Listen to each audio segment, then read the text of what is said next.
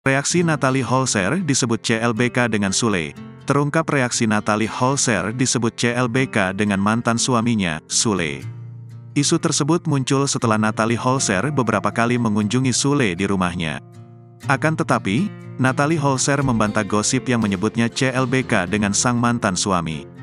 Bantahannya itu terekam di dalam kanal YouTube. Saat itu, Natalie Holzer dijahili oleh tukang parkir di pinggir jalan.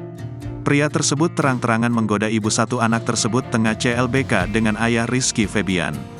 PDKT, CLBK lagi kak Natalie sama Sule, ujar tukang parkir di kanal YouTube Natalie Holzer, dikutip Sabtu, tanggal 13 Mei tahun 2023.